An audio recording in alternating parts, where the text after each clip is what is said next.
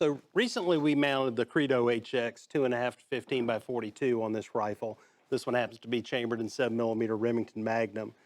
Now we're at the range, time to get this thing dialed in. And what I'm going to do is start at 25 yards with a basic bore sight. And what I've done, you can see I've pulled the bolt out of this rifle. I'm going to look through the bore and align the bore with the center of the target and then adjust the scope to, also to the center of the target.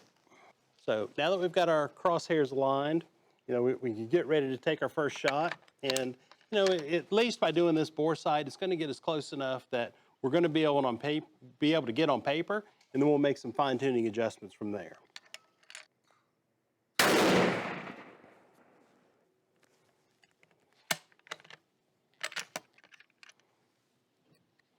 Okay, so that first shot went a little bit high and a little bit to the left. So we'll need to move it down and move it right. But I'm going to do that while looking through the scope. So what I'm going to do is I'm going to put the crosshairs back on my original point of aim, which is the very center of the target. And then I'm going to adjust the turrets to my point of impact. So that should get me then, if I'm able to hold the rifle steady, right on target on my very next shot.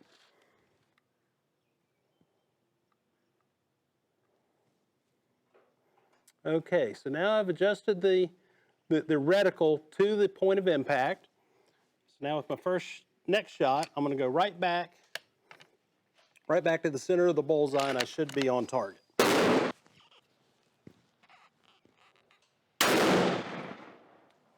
So there we are, right at the bottom of the bullseye. So now we're going to be close enough that I'll move this target out now to 100 yards, and we'll finish the zeroing process there.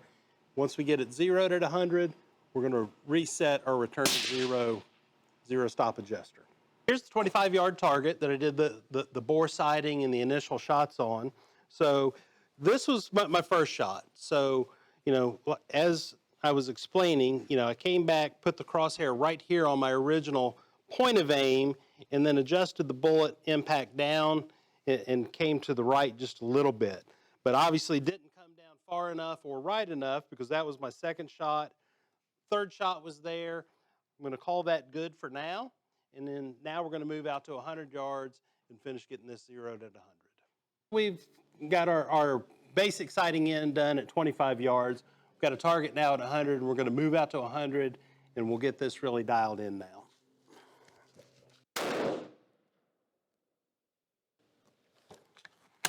Okay. Look to be about there, so take a couple more shots just to verify that everything's on, and then we'll set our return to zero stop. Now that we're zeroed at 100, which is the distance that I want to zero this rifle, I'm going to go ahead and set the return to zero stop. So to do that, okay, we'll make note of where I'm currently sitting in case I do happen to move it, but I'm going to remove this top cap while holding the main turret body. Don't be surprised if this top cap, first 2 or 3 times you take it off, is exceptionally tight. Once I've done that, I'm going to lift off my turret cap. Now with your supplied 1.5mm Allen wrench, we're going to loosen the 3 Allen screws.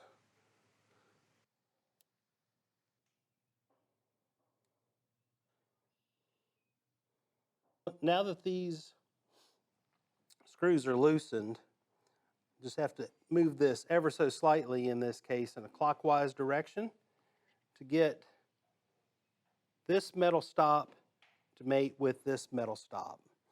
And once you've done that, you're going to go back in now and retighten these screws. Now you can dial up, but you're not going to be able to dial any further down on the scope. Now that those screws are tightened back, we're going to drop this back on the zero so it is aligned here. Drop that back down. We're going to retighten this top cap. And now we can effectively dial up for distance. So, Need to do some work here over the summer months to determine, what my holds are at various distances. But once I get all that worked out, I'll effectively be able to shoot out to, 300, 400, 500 yards and know how much I need to dial for elevation. So there you have it, zeroing and getting your scope dialed in and then setting your return to 0, 0 stop.